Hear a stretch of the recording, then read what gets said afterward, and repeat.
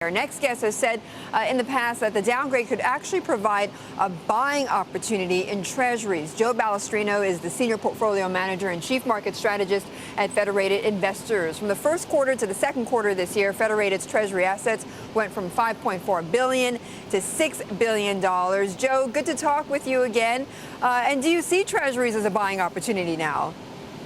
Yeah, Betty, today is a much tougher one. Even earlier this week, the one thing that was surprising was, given all the unrest, we had not yet reached levels that we reached last summer, whether it was in corporate spreads or absolute treasury yields, and we're there now. So to buy them today, you really do have to have in your forecast a double-dip recession. It's a little tougher today.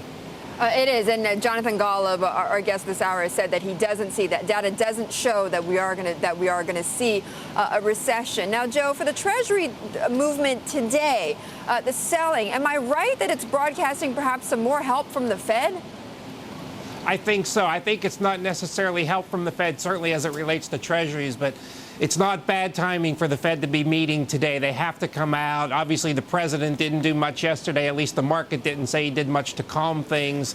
The Fed can do that with a couple quick statements, and I suggest they'll strengthen their language as it relates to, the cavalry coming over the hill to the rescue if need be. That's required today.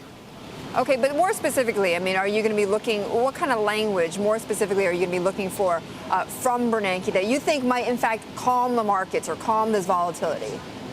Yeah, I think he tells us more forcefully, don't even think about any semblance of monetary tightening, maybe lays out the groundwork for what would require QE3. QE3 would be obviously a boost, as QE1 and 2 were, a boost to the higher risk asset classes and a negative for treasuries.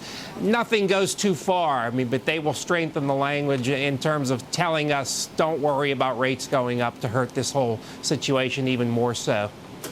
Joe, we were talking with Mohamed El-Erian yesterday, who said that one of the key things that the Fed is going to have to do is they're going to have to take down their cheerful, quote, cheerful economic projections. Otherwise, they're going to start to look out of touch with the markets. Do you agree with that?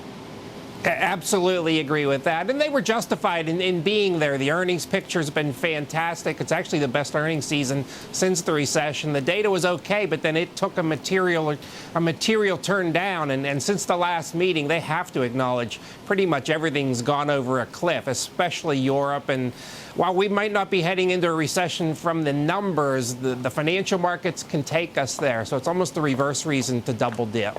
Right. It's sort of that confidence factor, in there that the markets are affecting confidence. Joe, great to talk with you. Thank you so much. Really appreciate it. Joe Balestrino, the chief fixed income strategist at Federated Investors.